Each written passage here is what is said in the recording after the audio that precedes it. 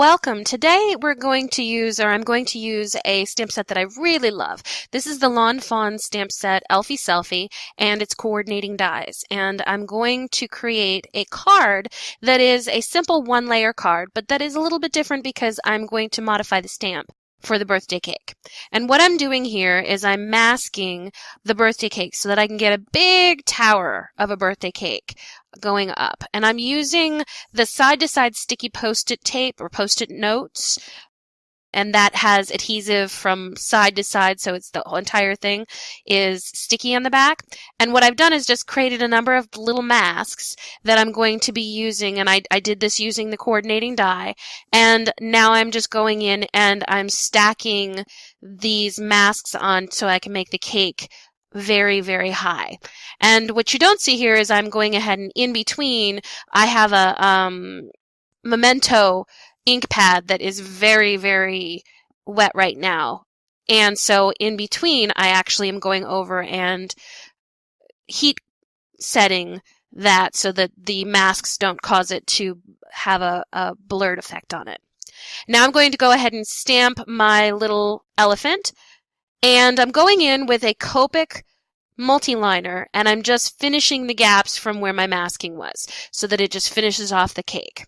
And I love these multi-liners because they're great for cleaning up anything that didn't get stamped perfectly.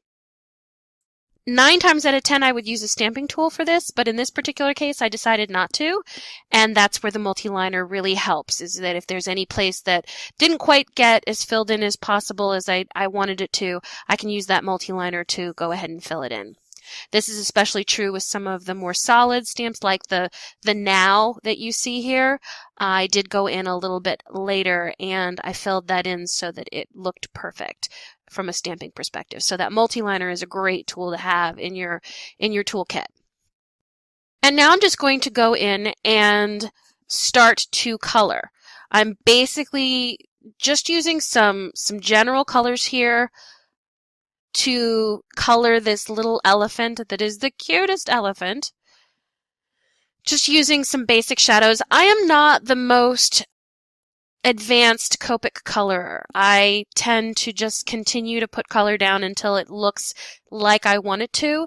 So just keep that in mind. You probably don't want to copy my technique. When it comes to Copic colors, there is a lot of other people out there that color much better than I do, but I really enjoy that. I love using the blenders, and I love being able to have something that looks really cute at the end result. So very, very happy with this little elephant. And one of the things I like about Lawn Fawn stamps is they are very easy to color when it comes to being a beginning person who's coloring. So I highly encourage you to check out Lawn Fawn if you haven't already done so. They've got some really cute stamps, and a lot of their stamp sets work together. So all I'm doing now is I've just filled in the base color for these cakes, and I'm going in and just putting in some different shades of violet. I really like to be able to create some depth on this and to have some of the layers be a little bit different without going really crazy on the coloring. So it's just very simple coloring, going in and putting some shading to each of the different layers. So a lot of fun, and I was really pleased with the masking and the filling in with how this tower of cake turned out. I would actually love to have a tower of cake like that, but I think it would probably tip over in real life. So no, but I'll have to just content myself with this. Now I did go out of the lines a little bit, and I used the colorless blender to go ahead and clean that up. I love the colorless blender for that.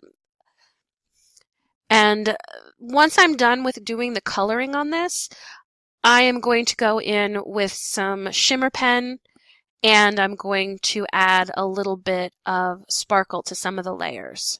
And I'm also going to go in and add a few little white accents with a white Jelly Roll pen. This was a lot of fun to decorate it in a little bit of a different way.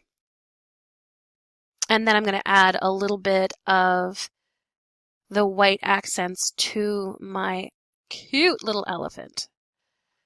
Lots and lots of fun. One of the things that this white Jelly Roll pen is really great for as well, if you color outside the lines and you can't clean it up perfectly with your colorless blender, the white Jelly Roll pen can really clean up some things as well. So keep that in mind. It's a great tool to have. Just as you notice here, I had a little bit of an overage on the now, and I went back in and I used the Jelly Roll to clean it up.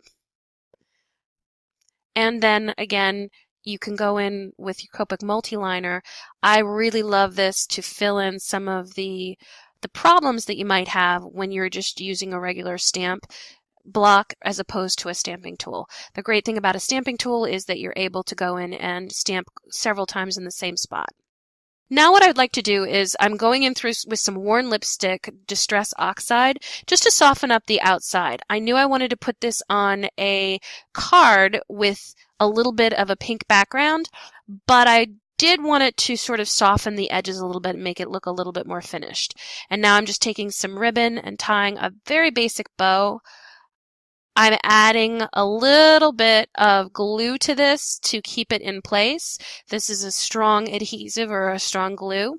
And now I'm just using some adhesive tape to adhere it down. Very, very simple, very, very quick. There's not a whole lot of dimension to this card, but I did want it to have a little bit of a pop from the background. So I'm going to be using some craft foam to adhere this so that it has a little bit of that dimension. And basically what I'm doing here is I'm just using, this is just basic craft foam, and I'm doing it the entire back of this card face because I wanted it to be safe to send this in the mail without it looking a little bit crushed. So by using this craft foam, it's a great way for me to be able to keep this safe for the mail. When this goes in the mail, it's not going to crush it or make it look misshapen. So it's a really great idea to use craft foam. And I use pink just because the card is kind of pink. And now I'm just putting this on my card base. I noticed my card base was a little bit too long, so I'm trimming it down. And that finishes off the card.